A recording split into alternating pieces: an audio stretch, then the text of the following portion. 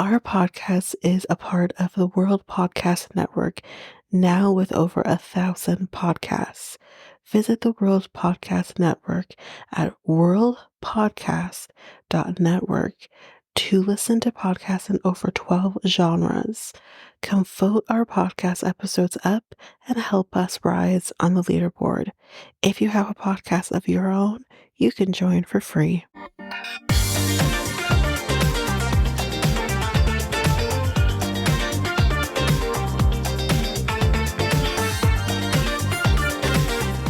Welcome to Reality Tea Times 2, the podcast where we discuss all the trash reality TV we love to hate. I'm Tanika, and today we are going to be finally discussing HEA, the final parts. I believe we're going to be doing both 4 and 5 in this episode. I'll confirm that at the halfway point. But yeah, we again, I want to thank everybody for their patience. I am getting, episodes watched and notes are being taken, and it is happening, getting kind of back into a groove here. I'm hoping there won't be too much of a delay on things, but, getting back into the routine. So hopefully we'll be able to get some stuff done soon. And plus with Next Take podcast kind of getting to a close here of this year's episodes, that's also going to be very helpful in getting stuff done. So keep being patient with me. We will get the stuff done. So there's been a bit since we've done any hot goss, so I think we're going to do some hot goss in the next episodes to come. So let's get into it. First thing, Love is Blind. Alexa and Brennan are now officially parents.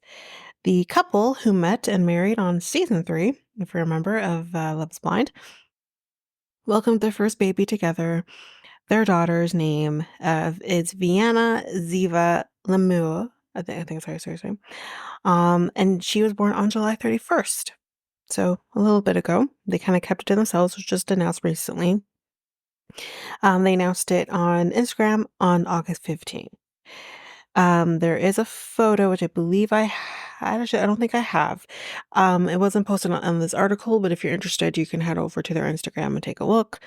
Alexa, in the photo, though, Alexa and Brennan smile together on a bed with a newly minted mom cuddling their baby girl. And the caption says, "Our perfect daughter, Vienna Ziva Lemur, born July 31st, 2024. She has mommy's hair and daddy's dimples, and we couldn't be more in love." So that's basically that. Congrats to them on the newest addition to the Love is Blind family. Let's go on to the next piece of hot goss. All right, this is going to be pertaining to Michael and Angela. So if you want to skip ahead a little bit, because you just don't want to hear about it, that is fine. I would skip ahead maybe a couple of minutes. We'll try to keep it short. So Michael was asking for fans to help him with his legal situation, which I think we all kind of saw how that kind of played out, because she was trying to get her marriage annulled. He said in that, "I could really use your help right now." For those who maybe didn't see the Instagram video, I did see it. It was posted on August 13th. He was saying, "I'm facing some unexpected legal expenses, and any support would mean the world to me." In the photos, the Michael could be seen smiling as he wore a black shirt with the words "God got me" written across the front. He said, "If you're able to donate, it would be greatly appreciated." And he had added a link to his GoFundMe account where he was asking or seeking to raise $25,000. Now, I believe we now have again, this was a few weeks back. I think we do have the conclusion of what happened with that GoFundMe. So we did find out that Michael was able to retain a lawyer due to the recent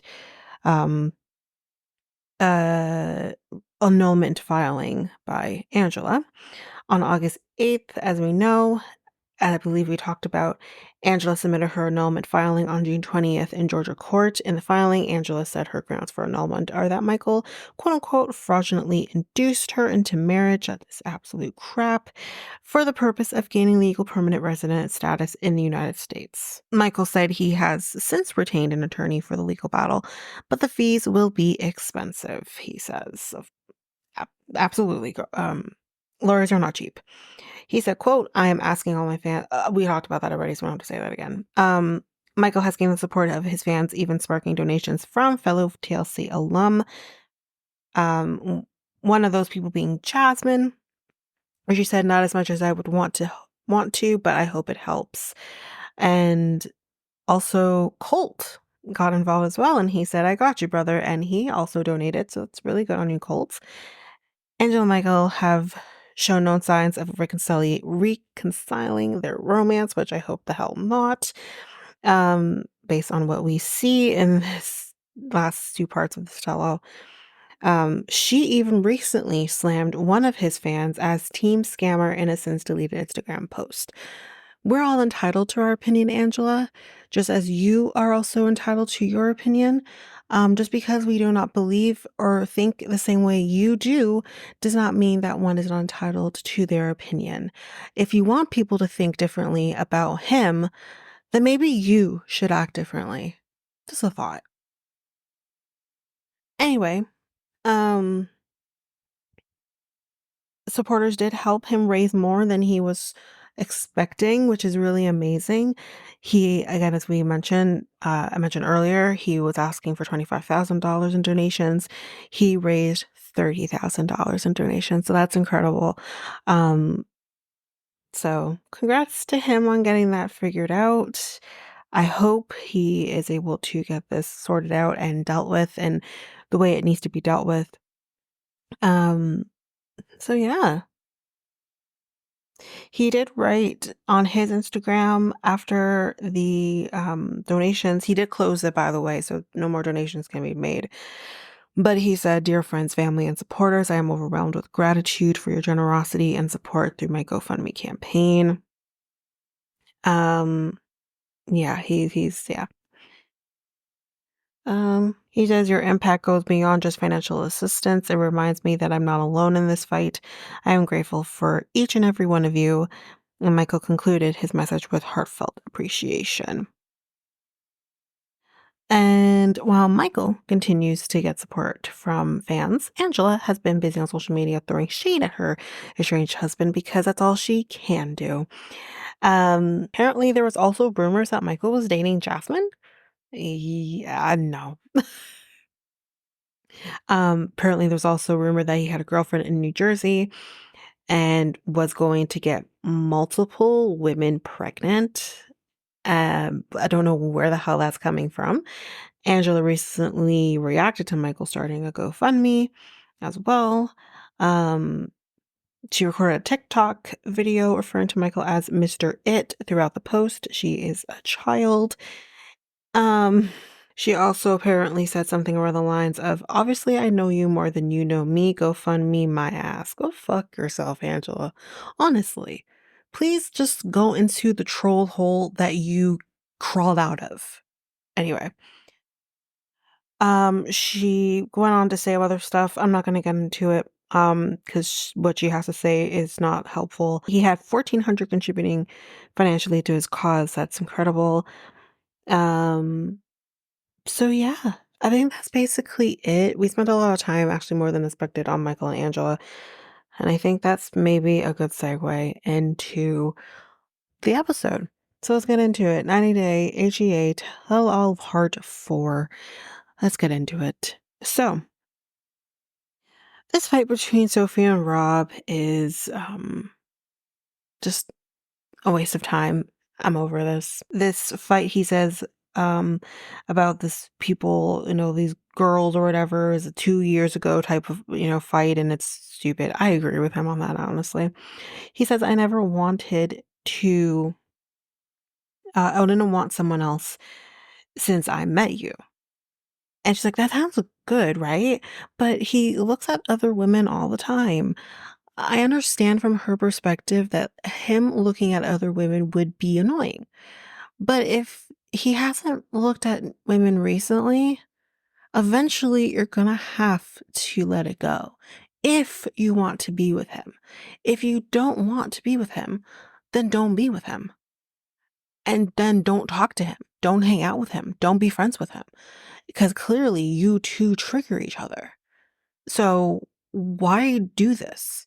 Someone has to pull the trigger. And I'm sorry, but I think Rob has to be the one to pull the trigger because Sophie isn't going to do it because Sophie has attachment issues, and abandonment issues. So I think someone's got to pull it, and I think it has to be Rob. So she says, if I send him an ass pic, it's not enough. And he's like, no, it's not. And again, listen, listen. I think women out here who, maybe don't live with a partner or have a long distance relationship or whatever.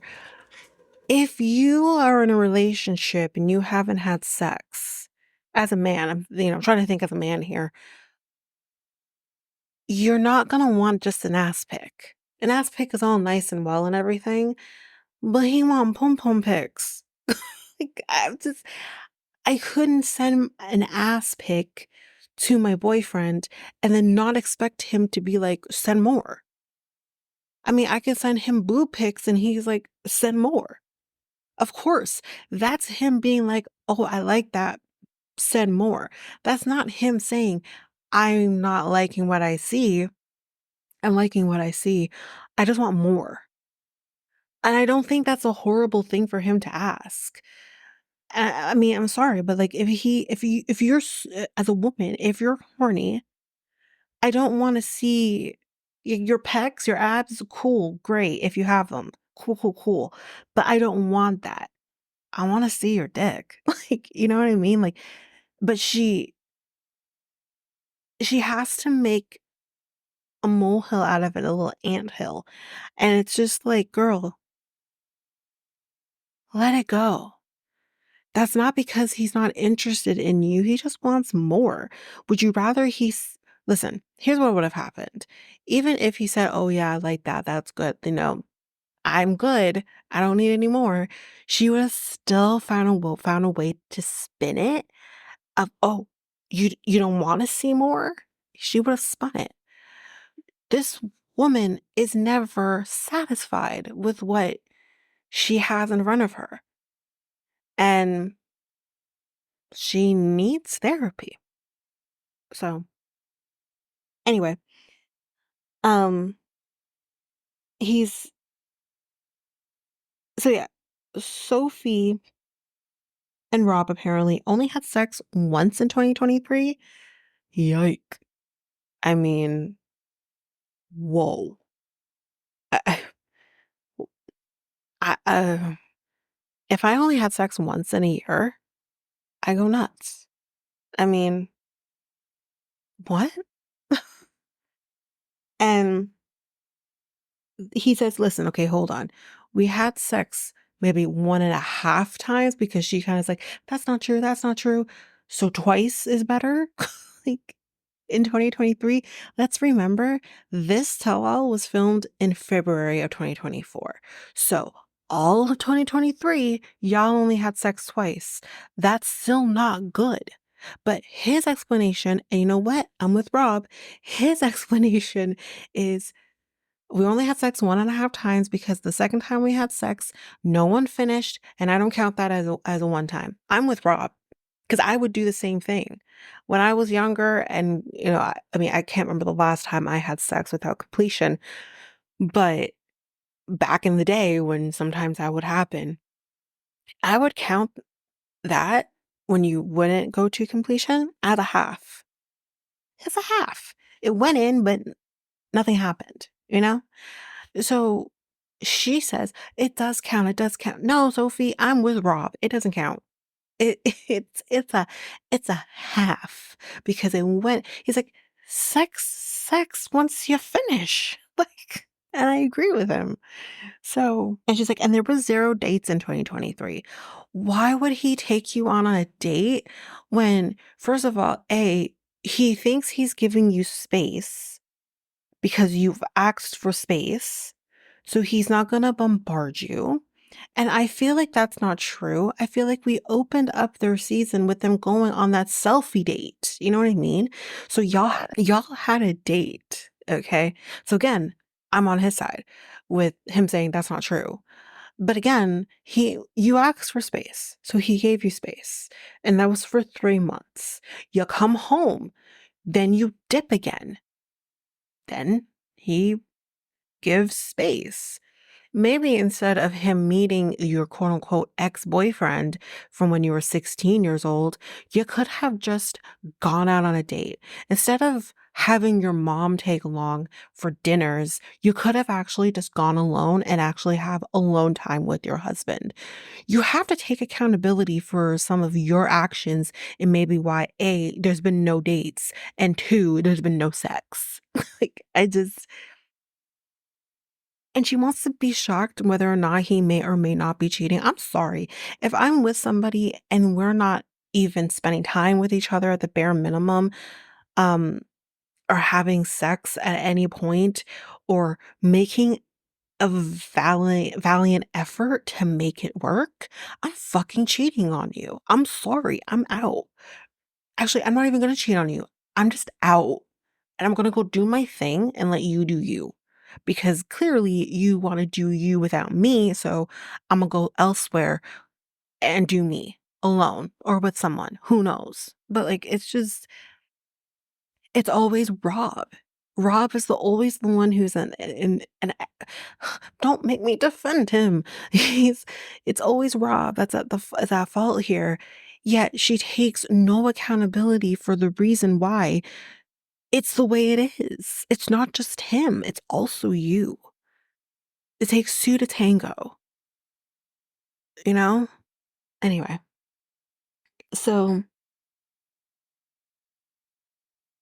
but it's funny though when she says that there was 0 dates in 2023, he's like, "That's a funky ass lie." Ashley speaks some truth here though, and she says like, "If you keep this up, you won't be able to move on." Like, you say you want to make this work, you love him and this and that, which I believe you love him whatever way love means for you, but it's just like, if you love him, you want to be with him, and those are 2 different thoughts processes. You can love someone but not wanna be with them. Then you gotta get to a point where you have to let it go. And Sophie seems like the kind of person who is incapable of letting something go to be with somebody. So then you have to just move on. And no one's saying she has to let it go. Not everyone is capable of doing that. Um, and it's not the right thing to do. It's not the wrong thing to do. It's whatever works for you. And if she's not able to do that, then fine, you're not able to do that. Then stop playing games with him. So anyway, he says, the worst thing I did was ask for nudes and I acknowledged it. It's just wrong. You shouldn't be doing that. If my man was asking for nudes from another woman, he's not going to be able to tell the tale because he'd be dead.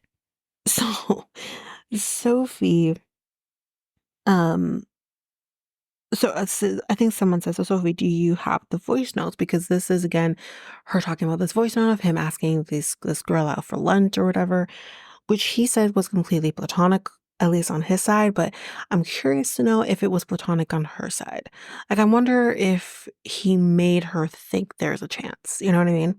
Even though he says, like, she wasn't necessarily his type, but I think we can all remember, and for those people who watch Jersey Shore, sometimes you didn't always take home a 10.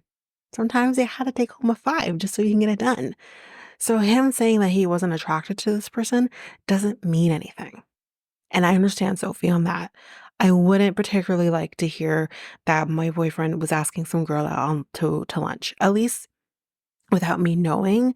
You being sneaky and behind my back about it, then there's a problem. But She's like, "Yeah, I think it's on my old phone. I'm assuming you don't have your old phone, Sophie." Um, she's like, "Do you not believe the voice note? The fact that you have to ask whether or not someone believes the voice note means it doesn't exist. And you're hoping that people will just let it go. It doesn't exist. There is no voice note. There's none."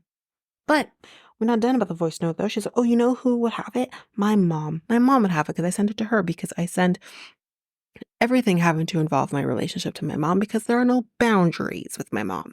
So anyway, she calls her mom. Her mom's like, "Sophie, it's like 4 o'clock in the morning. Why are you calling me? Duh." And she's like, "That voice note that I sent you, do you still have it?"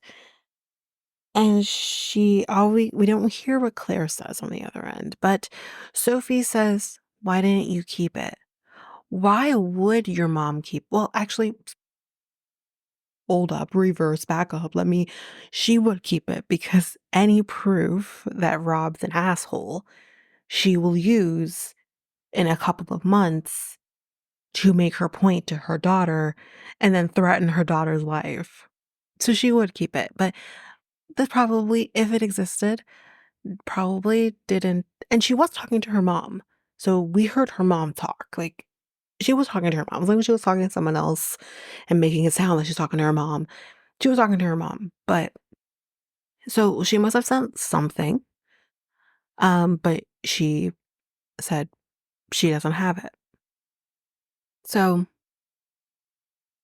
yeah, she's upset that her mom didn't keep this. And I'm just like, why?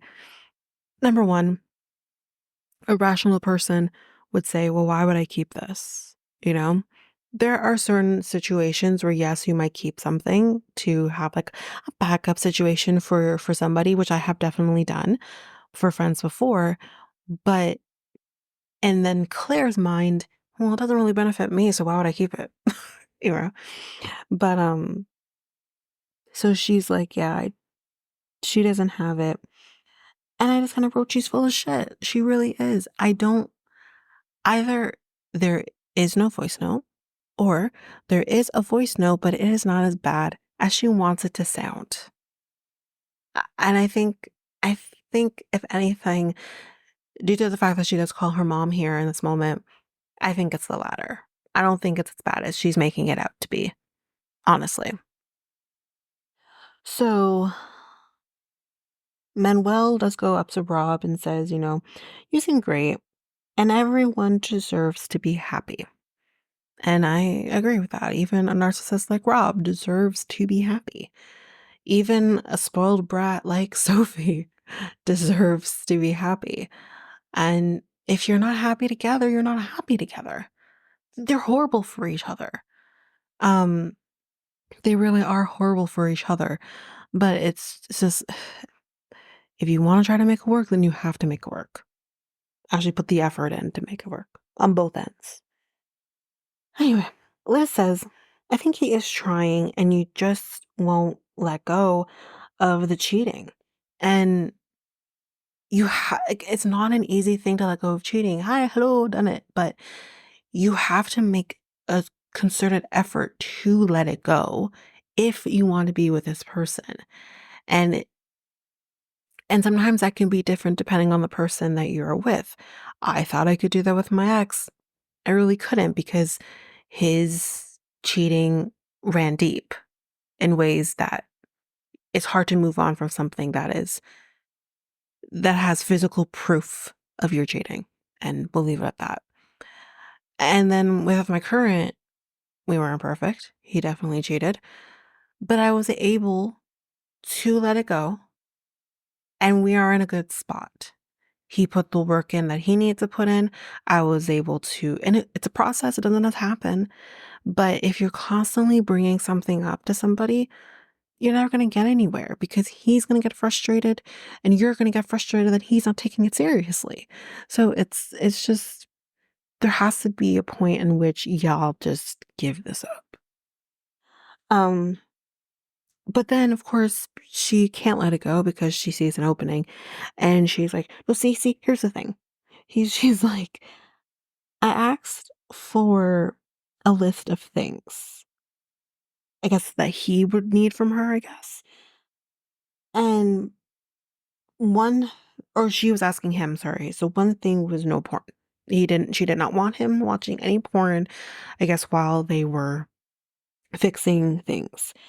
And 3 days later, she checks his history, and lo and behold, he was on porn. Sir, if you know you're not supposed to be on, listen, I don't care if people, I mean, maybe if things were different, maybe if I was in Sophie's situation, or um no, I'm seeing a dependency on the porn, then maybe I would think differently on porn. But where I'm at right now in my relationship, I don't care if my boyfriend watches porn.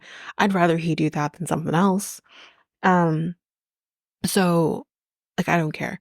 But Rob, my guy, if you know you're not supposed to watch it and she doesn't want you watching it, there's this lovely feature called incognito. Like, I'm just confused. Men, stay stupid. Anyway, so yeah, she's like, I see him looking at big breasted Latino women being, her words, fucked hard by a black guy. So but I wrote down, I'm like, so wait, you then? He's literally fantasizing you, because you look like a Latina, big breasted girl who would be fucked by a black guy. I'm, you. He's he's fantasizing about you because you aren't having sex with him. So then what he's doing is going to porn and finding the outlet there. Like, am I crazy? You know what I mean? Like, it's just, uh, I don't know. I don't know. Anyway, and then we kind of start talking about the girls, the kind of quote unquote bodybuilders or whatever, and Ed comes by and says, what kind of girls was he kind of looking at? And she shows them, and he's like, seriously? Like, I don't know if he's kind of saying like that's crazy, like why would he be into people like that? But it's like, I love that Sophie was kind of like, listen, no, they're great. Like, they look great. It's just not what I look like. Like, I'm happy she's not like tearing them down. Like, Angela would tear them down. Sophie's like, no, no, no, I'm not tearing them down. It's just, it's just not me. Um, anyway, then Sophie, which I didn't need to know this part, but Sophie talks. If I need to know, y'all need to know. If Sophie starts talking about, um, customizing a dildo, molded it to his dick size, and she did a video of her working with it, and he still watched porn. Again, ma'am, I'm just, men, I'm just gonna say men here. You could do all of those things, okay? You can do the customized dildo, you can use vibrators, you can use your fingers, do video, send it to him, and he's gonna love it. And he might even watch it a couple of times. But that does not mean that he's not going to watch porn. And that does not mean that he wasn't satisfied with what you sent him. It, the two things don't have to be, it doesn't have to be one or the other. It can be both. Anyway, then we see John. He's still here, and he helps himself to Patrick and Thais' room. And they're like, oh, no, sir, you can't sleep here. There's plenty of other rooms you can go to. And he's like, rude. Um, So it's tell-all day 3, and I believe this is the last official day of the tell-all. And Sophie's like, she's like, good luck to him finding a girl who's gonna take his shit and all of this. And it's just like, he found you, didn't he? You can probably find someone else. Sandra Bullock 2.0 is out there waiting. So Jasmine tells Ed, you're an ass. And you don't want to be um alone while your dogs eat you alive. He's like, I didn't like you. I still don't. But I don't dislike you. It's progress. I still don't like him. So Thais' dress is broken. And they basically have to do like this thing to kind of rig it up. And I'm just like, oh.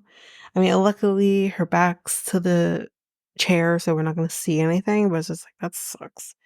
Um, Angela and Michael are nowhere to be seen for now. We will see them later, unfortunately. Sophie asks for two separate chairs because she does not want to sit beside Rob. Rob was already sitting there, so he literally had to get up so they could switch out the couch for two separate chairs.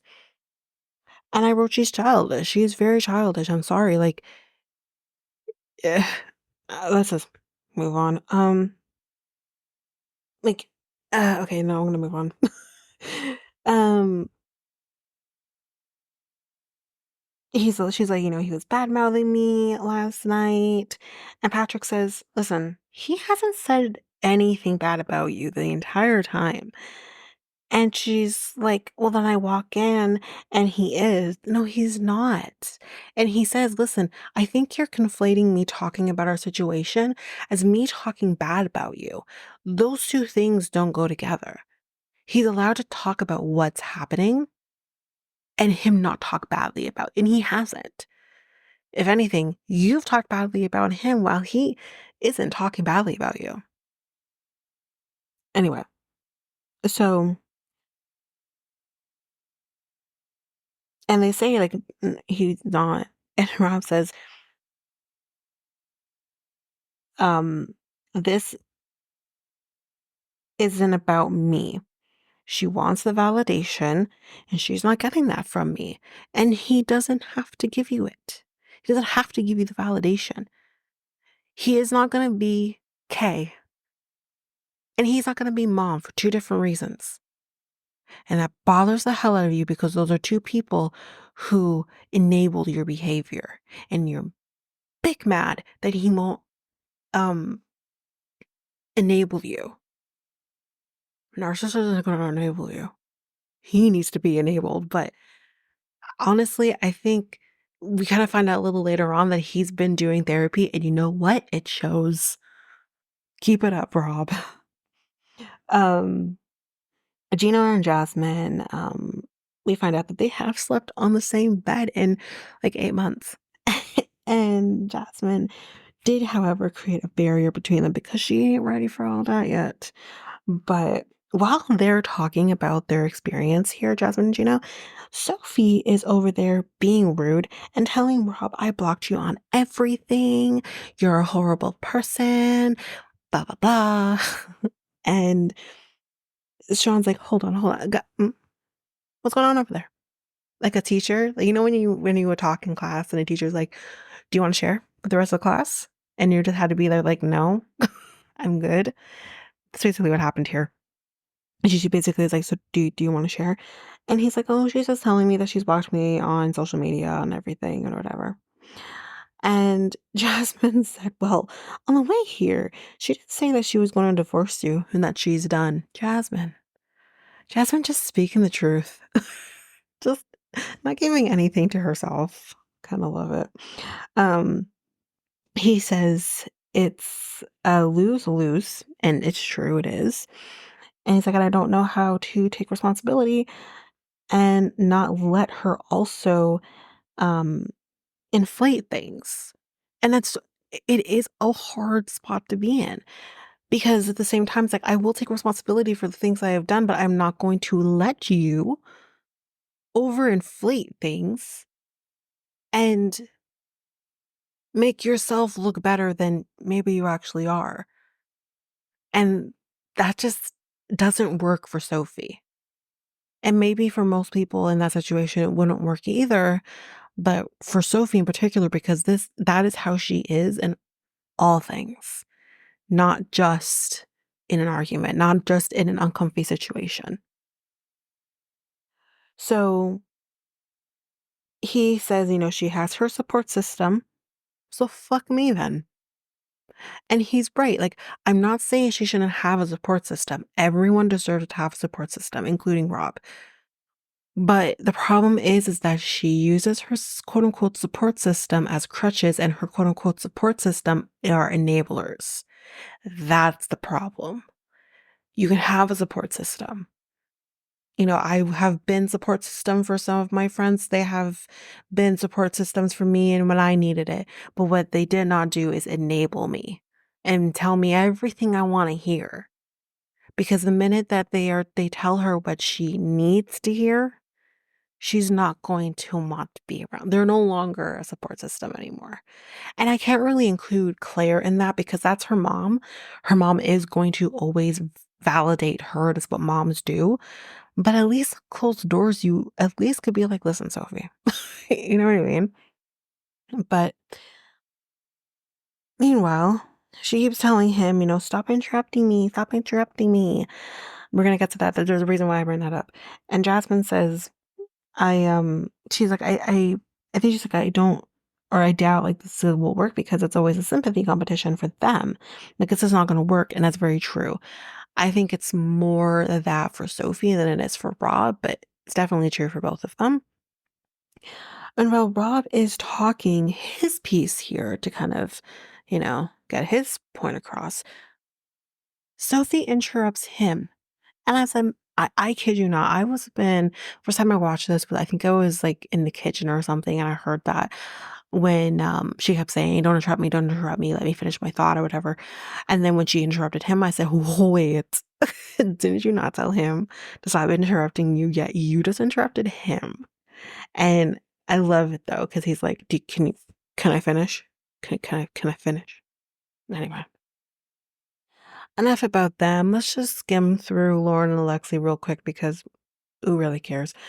Manuel says, I think Loren was being selfish because you don't know what can happen.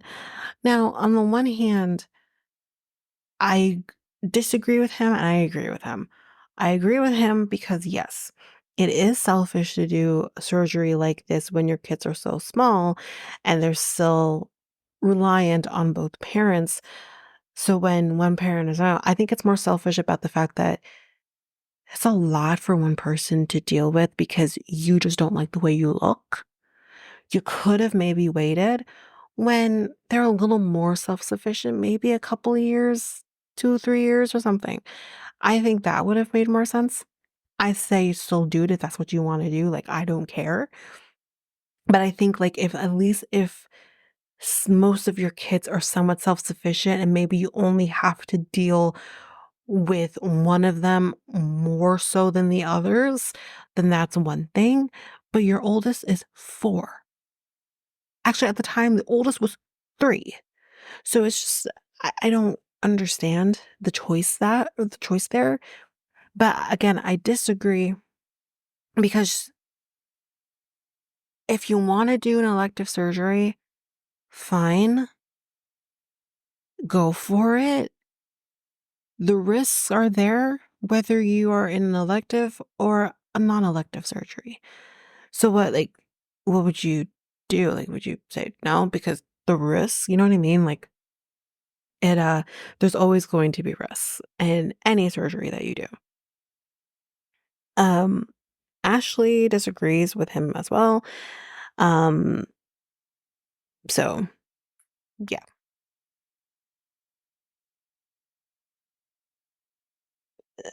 She says, single moms do it all the time with Alexei having to do a lot. She's like, single moms do it all the time.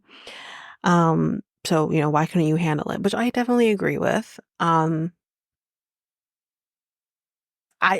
have I don't give a shit that Alexei had to take care of his 3 kids and the house and go to work because that's what people do. I don't care about that so much.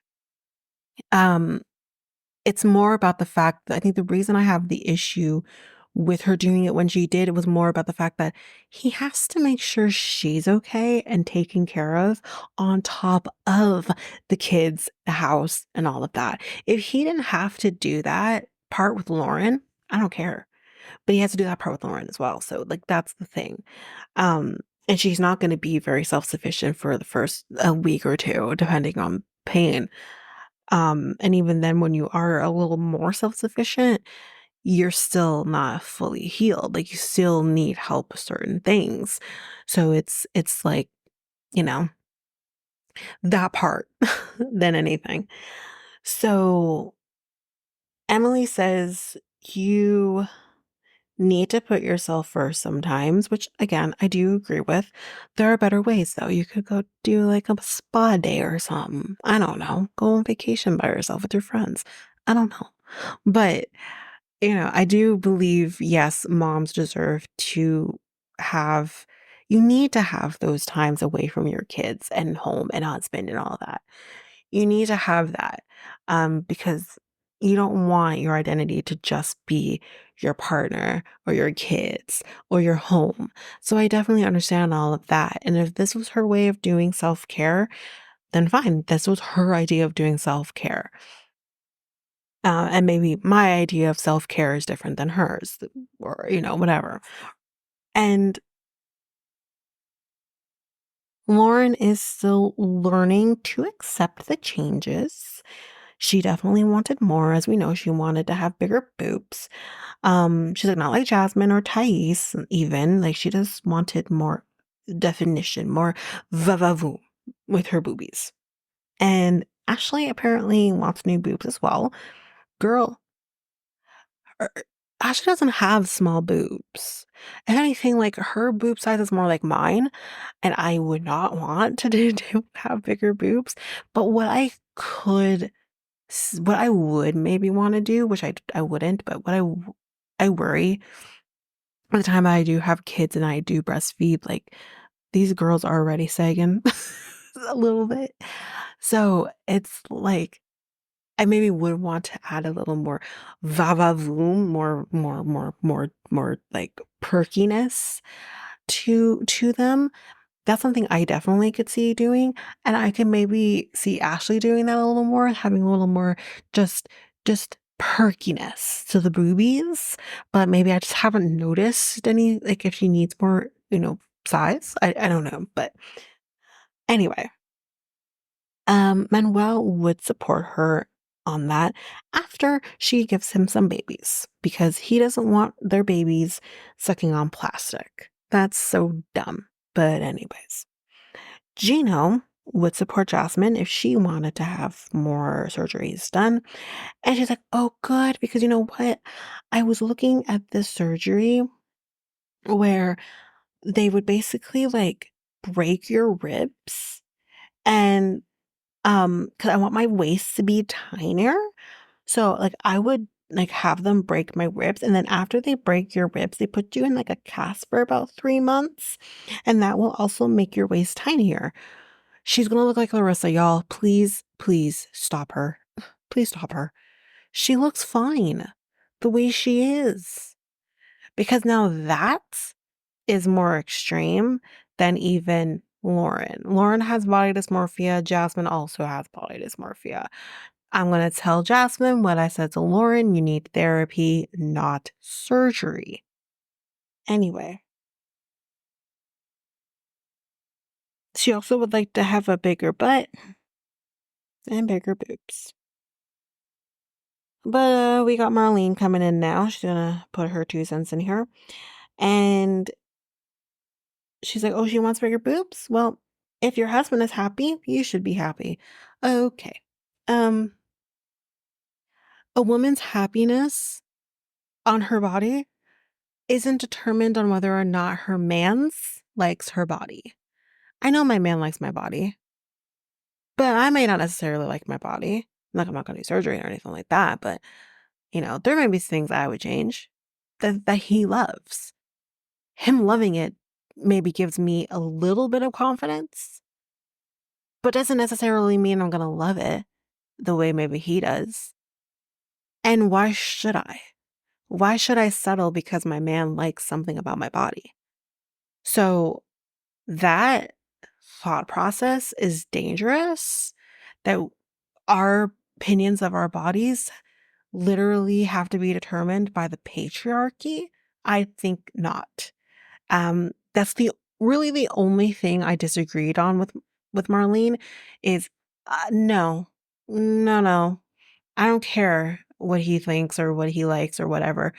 I appreciate it. You make me feel good in the moment, but I still have to live in my body. That he doesn't. He's not in my body. most of the time. It's just, So she said, but let me ask you this, Loren.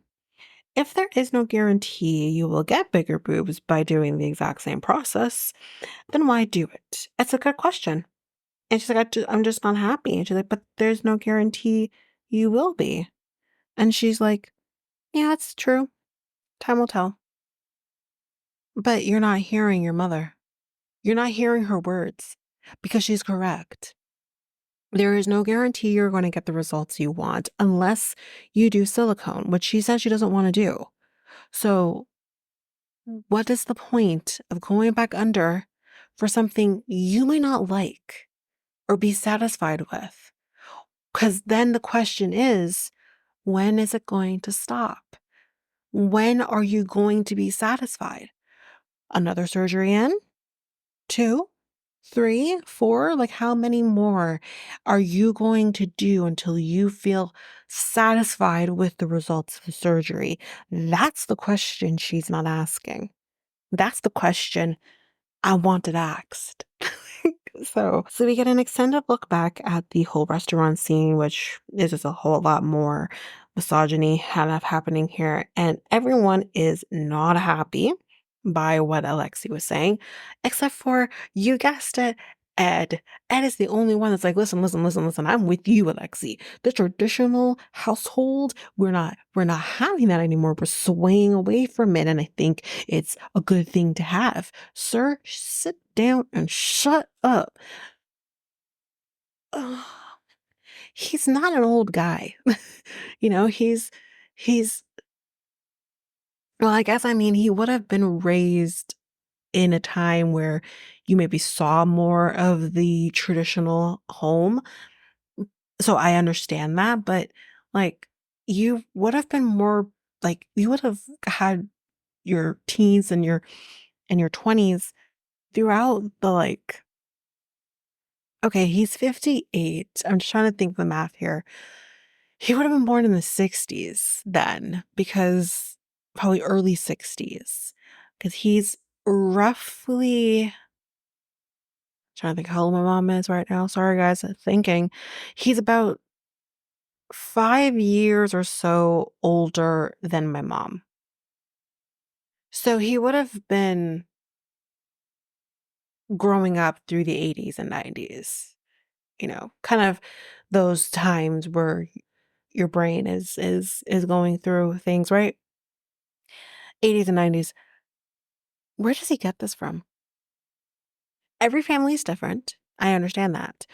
But I look at like my mom, and that's just not the dynamic. Yes, there's a traditional household. I guess my grandparents would be a little more traditional as well, but that's my grandparents, not my mom's generation, not Ed's generation. My grandparents were like that. But even then, like, really and truly, let me tell you something. My grandpa may think he's the head of the house. He is not. My grandmother is, and always has been. So, yeah, it's just, you know, I don't know. It's I don't know where you got that from. But anyways, Alexia, I understand maybe a little more, because, different countries do different things, and I understand that. But it's just, I don't know. Traditions, magician. Um, so yeah, he's like, I'm all about that. Like, we should do more of that, blah, blah, blah. Um, and for Alex, so he kind of says, you know what, like, I kind of hate that I kind of spoke like that to her. I think it was about the timing for me. And I understand him. I understand him in this moment. I remember actually saying, Lauren, sweetheart, now's not the time. You literally took him out on this date to give him a little bit of a break because he's been doing a lot. And you take this time to tell him, oh, by the way, I want to go back to work. Like, no, that's not the time. He's like, I was going to get lucky that night. Not have an argument with my wife. He just wanted to have some sex. He probably hadn't had sex in like a month and a half. So he's like, I'm gonna go. So he was not happy. And And he says, the traditional family, it's not like it's a bad thing. And for him, he kind of says, which wouldn't necessarily be a traditional family, but he kind of says, like, I want a family where I rely on her, she relies on me, and the kids rely on us. I think that's a pretty modern way of thinking because I think a more traditional family, the man would not think that way. The man would be like, I want my family to rely on me because I'm a man. And I want to make all the decisions because I'm the man. You know what I mean? And that's a more traditional sense of a family. I think the term that we need to use, and it is used to describe Alexei, is he's an alpha. So he has that about him. And I think those things can come out sometimes, and we do kind of talk about it a little bit in a little bit. So, um, Marlene says, "Listen, though, the the other person has to help out. It can't just be on one or the other." Um, and I think in this case, she's kind of defending Loren here and kind of saying just because she's the woman, though, does not mean that everything falls on her. Like, you should be able to pick up the slack as well. She's like, her feelings, I think she's kind of saying Lauren's feelings about feeling guilty about not doing enough or whatever is unwarranted because that is what a husband should do sometimes. A husband should be able to pick up the slack sometimes. It doesn't always have to be on the wife. And she's like, sometimes, I see that alpha male rear its ugly head, and sometimes I want to slap him upside his head. And I mean, I wouldn't like it. I don't think I could handle an. I mean, I wouldn't say my boyfriend's really an alpha or by any means, but like, he can be a little, Um, so then Loren, this woman actually says to everybody she has baby fever, but he does not. Ma'am, you did this surgery because you said you were done having kids. Now all of a sudden you want to have a baby? I can't. Then we do a 5-minute break, and guess who's back? Angela and Michael. And Sean goes back on set, not realizing that Michael and Angela are back. And she's like, whoa. She's like, oh my God, you scared me. But Angela is here for Sean and the other woman. So that's why she came back. But then Kobe is like, yeah, but you treat Michael like shit. And she's like, I don't care about your opinion. Like, tell him to stop. And I'm just like, ma'am, you're on 90 Day Fiance. You're on your, I don't know, 100th season of the show. We're going to give our opinions. This is not your first rodeo. Hop on that opinion bus and take it like a human. Actually, you're not even human, but anyways. So, um, they say, but you got that PI, like, he didn't find anything. And she's like, look, look, look, you didn't have a lot of time. Shut up. And when Jasmine says, you have a new beginning, though, with everything. So maybe you guys should work on that. I don't know. I don't know. Okay, but what we're going to do now is we're going to take a break here. This episode is going to be a little longer than expected. And when we come back, we will hop back in with the final couple of the tell-all, which is Ashley and Manuel.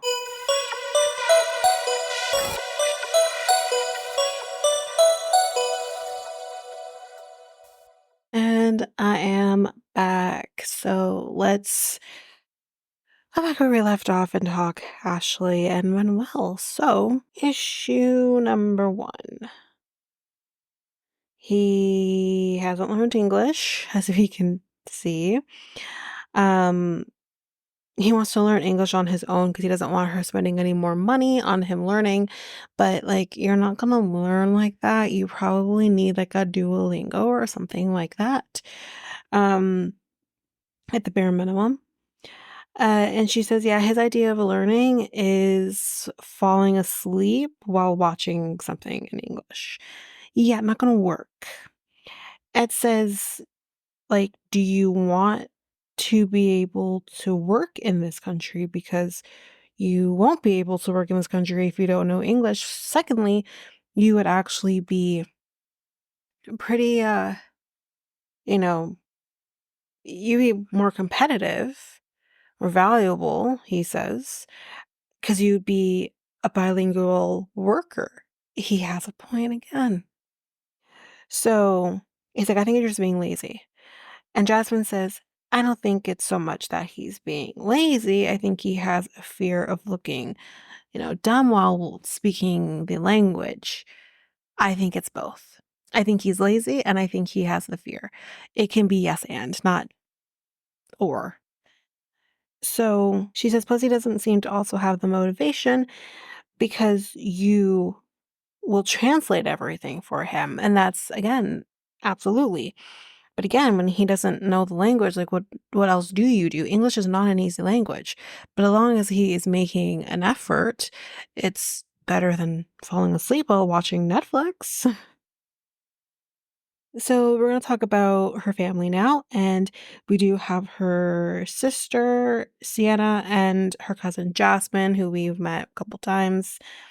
Um, Jasmine does think that he is stashing money away, um, for a safety net, which is like, again, I'm sorry, but don't we all? Shouldn't we all? I think especially the person who's most vulnerable, and in this case, it is the person who's from a foreign country who is more vulnerable than the person who lives there in America. So why wouldn't you? Why are we shocked? Honestly, I'm sorry, but like I understand if he's not the one working, but that is also the thing she took on. It's not like she didn't know he wasn't gonna be able to work right away. So so Ashley's like, "Are you?" He's like, "Well, to tell you the truth, I do have money in the house." And he kind of says, again, is this he's storing money away or is he just taking the change from purchases and storing that away? Because he says, I will basically use like the change and kind of keep that. He's tipping himself. What's the problem? And he can do whatever he wants with that money afterwards. Whatever. Um, so yeah, he likes to collect dollar bills and coins as well. And Ashley is like, it's so annoying, but Jasmine's like, it's a Latino thing. Like that's what we do this. So I'll trust her on that. Patrick agrees. That Ashley just wants to be more included on things, which is true and fair. Yes, she does want to be more included, and yes, he should be including her. But this argument about like storing money away and this and that and blah blah blah, it's like so. Like it's one thing if he's storing away like hundreds of dollars, he's storing away tens of dollars maybe. Like, come on. So she says, yeah, let me know what's going on with your mom. Let me know what's going on with the boys. I've been married to him for a year now, and I have still not met them. That's the problem here. Now, it gets to a point where you are married to this person. She does have a right to know them and get to know them. He shouldn't be hiding her off away from them. But there is a reason why he isn't. And I think throughout their segment, we learn why he isn't. So they ask, like, so when did you file the paperwork? She says recently. So they're like, wait a minute, wait a minute, wait a minute. Y'all been married a year and you've recently filed the paperwork? That's a problem.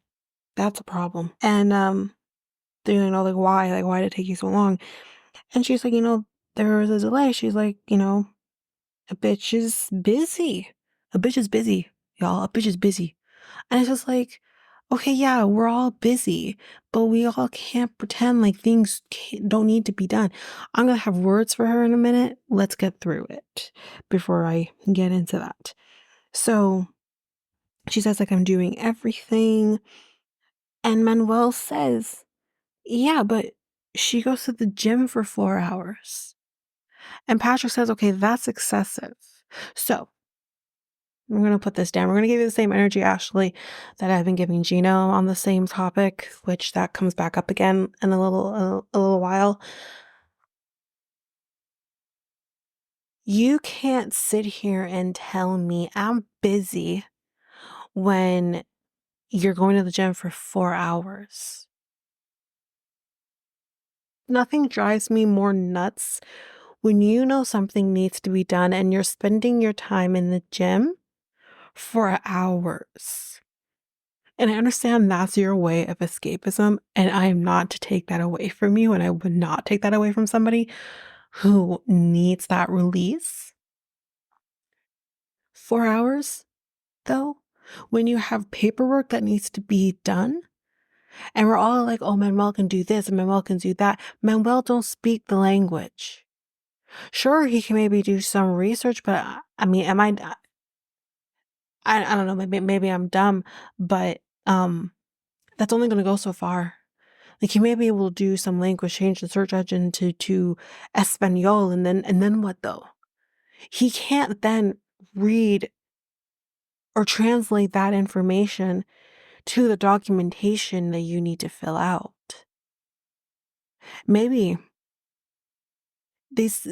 I think Patrick said it took about 20 hours or so to fill this out. So we're saying maybe spread that out, maybe a few hours here and there throughout. It might take you roughly just under a week. Okay.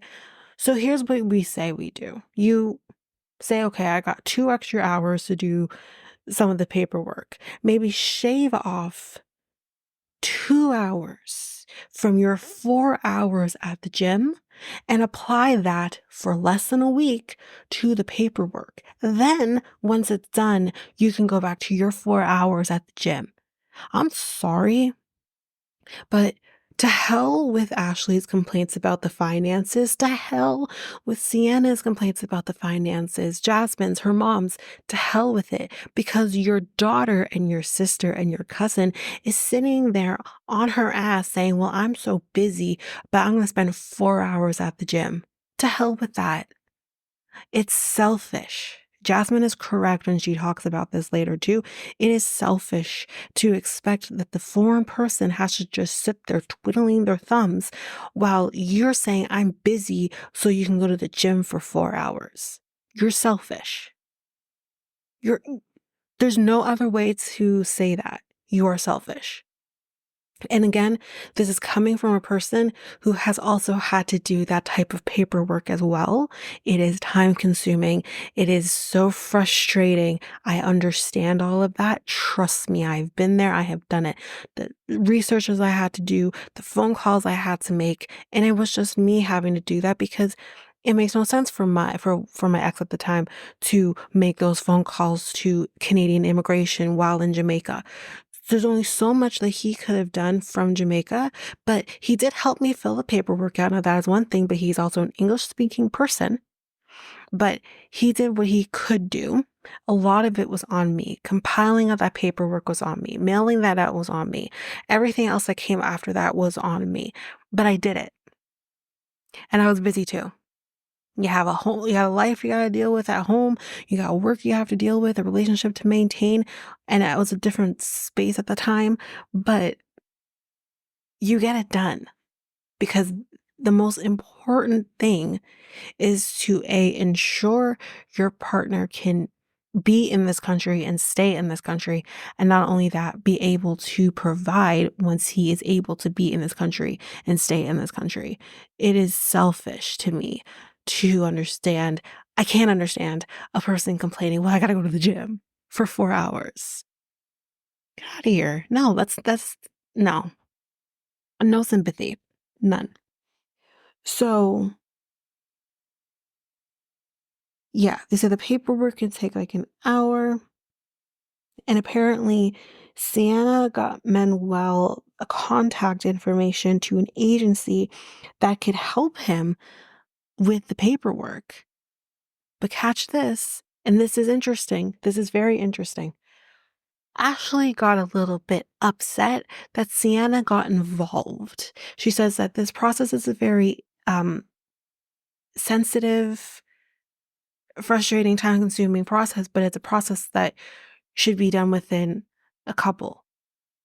Now, I understand that to a degree, but when you are complaining that you're doing everything and he isn't doing a damn thing, your sister giving him contact number to an agency that speaks his language that can help him fill out this paperwork, and you want to get all butthurt because your sister is helping you figure this out, that doesn't make any sense to me.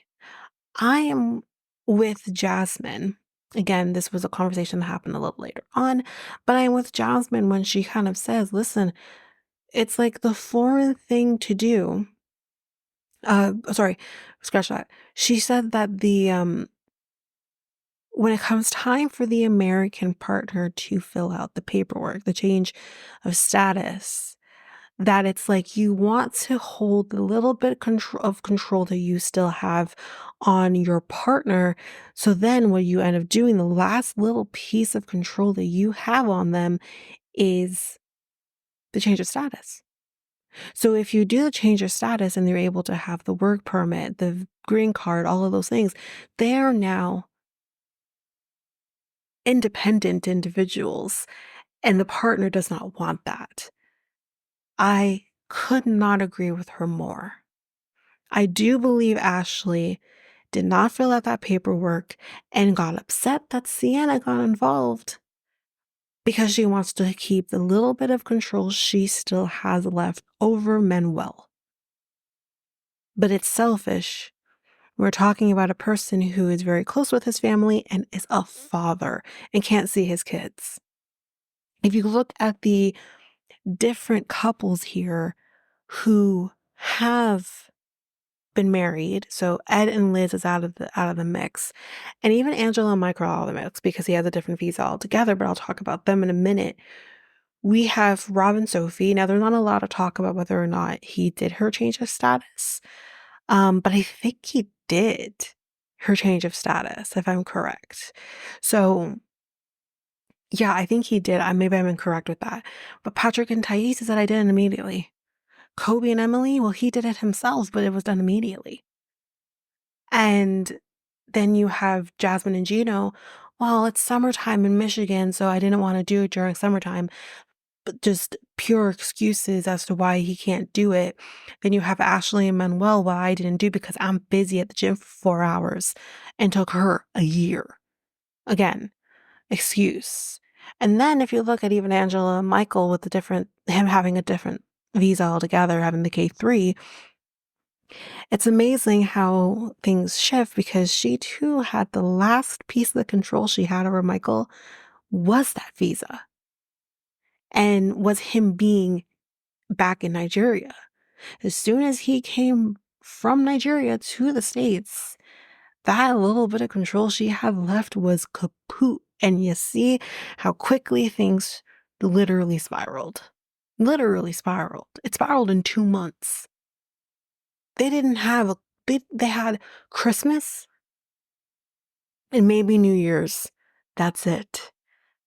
Like, that's it. They had 2 weeks because he got here days before Christmas in 2023. That's it. I'm just saying. I think Jasmine's definitely onto something. So, yeah, he explains that I can't work. Okay. All she does is go to the gym, and this is where we find out for 4 hours. And everyone tells Ashley, you didn't, like, you know, fill out the paperwork, submit the paperwork. So she's trying to preach to the absolute wrong choir here because she's literally like, this process is so hard and I'm so busy and I'm doing it all by myself and all of this and so much blah, blah, blah, blah, blah, blah, blah, blah, blah. And it's like, everyone's kind of sitting there like, yeah, so did we. We all did it. We all did this process. We all did a visa process to some degree. every single person here has done it except Fred, but everyone has done it. You're preaching to the absolute wrong choir, ma'am, because no one cares that you're too busy or you're too this or you're too that. And that's why I couldn't do the paperwork.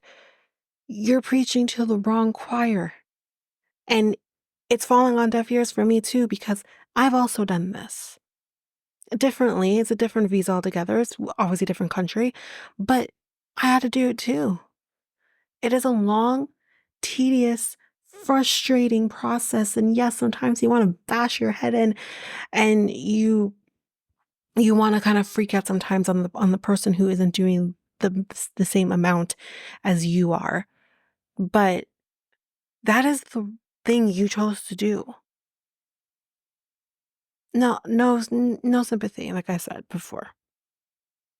So then we start talking about the meeting with the lawyer and kind of the finances in general, because we also see the clip from the whiskey birthday. And Manuel says he remembers nothing from the whiskey birthday, not a thing. And Ashley says, like, we didn't talk about finances before getting married. Well, that's your damn problem to begin with. What do you mean? I feel like the main thing is to talk about finances.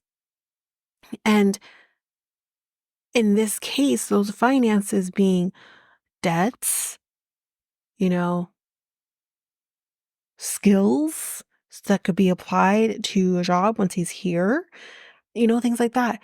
What the hell? Seriously, I want to ask the question, what did you guys talk about?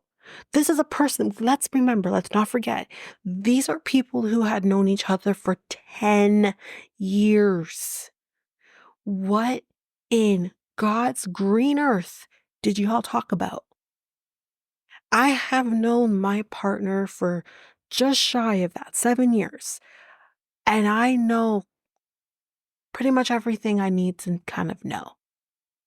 I know how much he makes. I know obviously what he does. I know the skills that he has. I know all of those things. I know the debts that he's in. I know whatever, and vice versa. We know these things about each other. And these are things that just kind of, again, they're not going to be things that you talk about from the very beginning. But once you know you're serious with someone and you are talking about living together or starting a family together or those things, those are the times when those conversations need to come up. And what did y'all talk about? Like when you were there in Ecuador, man, what did y'all do? I know what y'all did. But guess what? Having sex constantly doesn't give you the answers. You can have sex constantly, but just have conversations. Have all the sex that you want. Go for it. Maybe between rounds, y'all can talk about the finances. I don't know. But it's just, I don't get how you can sit here and be like, what did you talk about? Like, I can't. Um, so he owes $3,000 in debt. So I'm gonna assume that's 3,000 USD. That's not crazy. Please, I wish I only owed $3,000 in debts. He says I won't say anything to her, like in terms of like different questions that she may have or whatever. He won't answer her those things or offer information unless she asks those questions, which is, on the one hand, Ashley, why aren't you asking those questions? But on the other hand, Manuel, you should just be telling her these things. This is your wife. And came a point in time when you realized you guys were getting married. So both of y'all's communication needs to be better. So her family thinks that it's hypocritical of him when it comes to the student loan debts that he freaked out about. She's like, well, she helps his family, so he should be helping her with her student debt. I think the hell not, ma'am. No, no, no. No, no. Here's the thing. Here's why. I'll tell you why. Let me put my pad down and let me tell you why. Number one, the biggest thing. Ashley married a man with 2 kids and knew that from numero one. Numero uno. There you go. She knew that from day one that he had 2 kids. Okay. So with that means the man can't work. So that means you now take on his child support. He needs to support his kids. You take that on. And if you don't want to take that on, then you don't marry him. Okay? That's that. Next thing, student loan. He should be paying her student loan. Ma'am, how is she utilizing said loans? My girl has, what, 3, 4 different student loan diplomas and whatnot. How is she using them? She is supposed to be a witch. I mean, I'm sorry, did she go to business school to be a witch? To read tarot? Like I'm being funny, but it's just she acquired many, many, many things that I don't understand why. Okay? Now, that being said, jokes aside, that being said, the next thing is Manuel was open about the fact that he had 2 kids that he would need to still support because they are underage. She did not disclose her student loan debts of $100K to him. So, that being said, I'm not taking on no one's debt when I didn't even know about said debt. I'm not. So, him being all hypocritical and shit, ma'am, would you want to take on someone's $100K student loan debt when you didn't know about it? Probably not. And then imagine how that would feel when this is a man who has no money. He's not working because he can't, because his paperwork hadn't been done until recently, whatever that means. Recently could have been yesterday for all I know.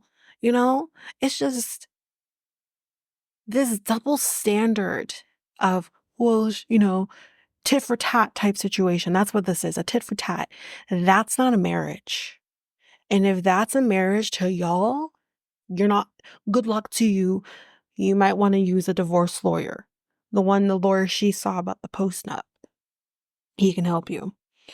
So, yeah, Patrick is like, I got questions though. I have questions. And you know what? It's a good question. I didn't think of it. Patrick says, why go the post-nup route when you hadn't yet filed the change of status? Oh, oh, God. It's so true, though. Ashley gets irritated. She's being a little rude here. And she, again, just kind of reiterates the same thing about, oh, this and that, I'm busy, I'm overwhelmed, and all that. And Patrick is like, okay, but post-nup, paperwork, what's more important?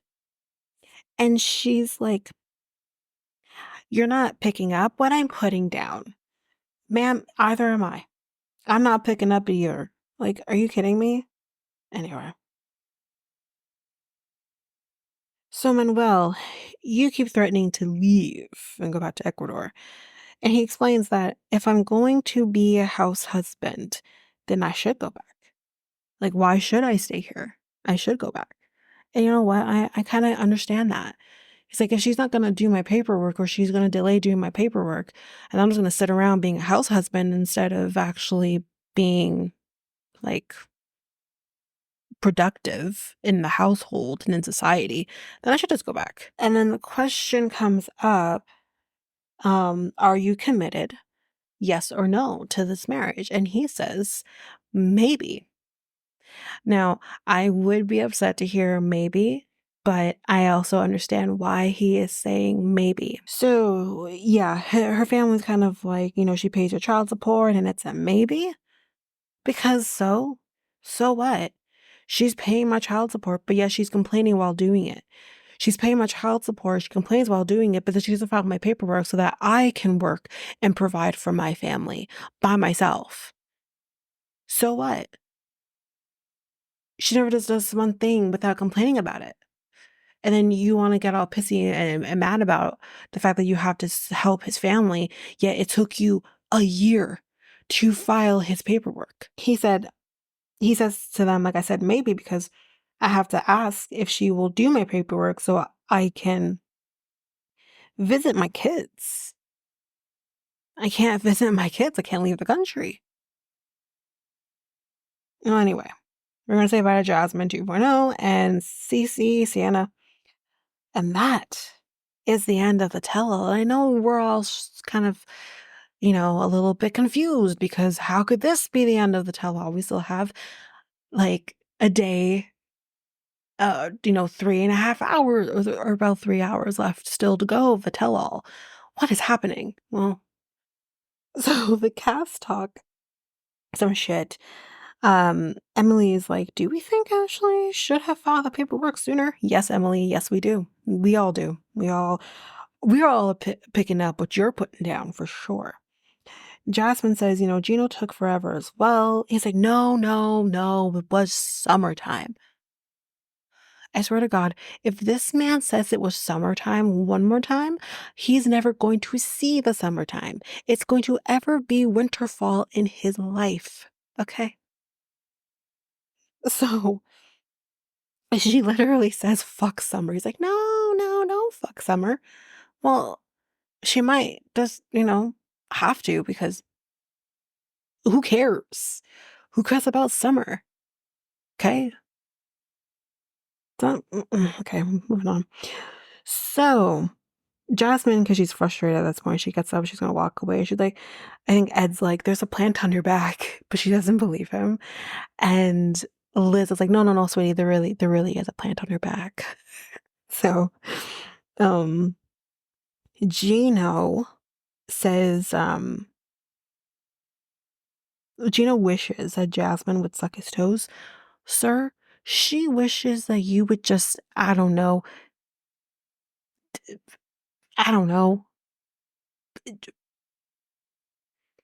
want to see her naked. There you go. She just wishes that you'd want to see her naked. You're over here being like, I wish you would suck my toes. If you wish for that, then how about we try having sex again? I don't want to see it again, but Um, then Sophie is like, no, no one gave shit to Loren and Alexei. And I can't remember who it was, but someone does say like, well, then why didn't you? Like, if you had questions to ask, then why didn't you? I'm going to tell you right now, Sophie and Thais can fuck all the way off with their nonsense. This fight was the most stupidest thing, and yes, I know I said stupidest, thing I have ever watched in my life. What was this? Team Loren all the way on this. We'll get into that though. Let's get a little deeper in that. So when someone says like, why did you bring this up? Kind of ignore that question and are like, oh, and she's so fake to Thais because Thais thinks that Loren talked shit about her on Pillow Talk. And we see the clip. She didn't talk shit about her on Pillow Talk. She didn't say anything that the rest of the world wasn't saying. She literally was just saying, oh, like she can't be like that to John. Like, she hadn't even yet been in the country yet. She was basically just saying, like, you can't be mean to John. Or there was another clip where she was like, John's like my favorite person. Basically, her idea that Loren was talking shit about her was because she was siding with John. If you really are thinking that this is how it works, like we can't like John and still like you, then you're a child. You're a child. And there are times where John is in the wrong. There are times when Thais is in the wrong and vice versa. But like, what? It's a show. If you can't handle pillow talk, ma'am, I advise you don't listen to a podcast about you either. because like that's nothing. They can't be overly mean to the cast because it's pillow talk. Like unreal. Then Loren and Alexei walk in with suitcases because they got to go home. They got to go home to the kids. Everyone has to go back to work. And everyone, so sorry, they hug everyone. And when she gets to Sophie, she's like, okay, that was a half-ass hug. Thank you. And she goes to Thais, she's like, another half-ass hug. Thank you so much. 2 half-ass hugs, but that's okay. We see where she gets her sass from, her mother.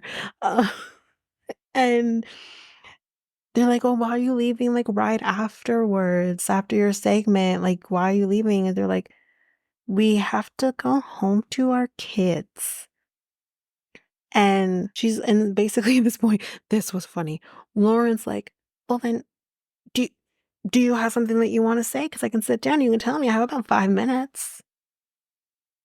Loren for the win. That's all I gotta say. But that's basically where this ends. So we're going to be doing part 5 in its own episode, is because like it's really long. So we're going to do part 5 in its own episode, and then we are done with HEA. So it's still going to be a little bit before we can get to B90. I'm hoping we can get to it soon, but I do want to get through as much of The Bachelorette as we can. My plan is to do hometowns and fantasy suites. I'm working on that right now. And yeah, then I kind of want to get back into Love is Blind and finish that up for the most part. So yeah, that's kind of the plan. And then we can hopefully get into B90 at some point soon. B90 is going to be a doozy. But that is it for this episode. So if you like what you heard, please rate, review the podcast on either Apple Podcasts or Spotify. Also, don't forget that you can also share us with everyone in your life if you really love this. And I do want to read those reviews. I'm definitely getting 5-star ratings, but I want to read those reviews. So send me those reviews and I will read those 4 and 5-star reviews on the podcast. Also, we're on every one of your favorite podcast apps. Every one of them, including you can find us on YouTube at Reality Tea Times 2. If you want to connect with us, you can do so by going to either Facebook or Instagram at Reality Tea Times 2. You can also find us on Twitter, TikTok, Reddit at Reality Tea Times 2 pod. We also have our email, which is at realityteatimes2 at hotmail.com. Definitely want to hear from you guys. And we also have our new website where you can listen to all of these episodes. You can review the podcast on there as well. You can connect with me in any way, all the stuff. It's all there, and you can find me there at www.realityteatimes2, all spelled out, .podpage.io. It's there.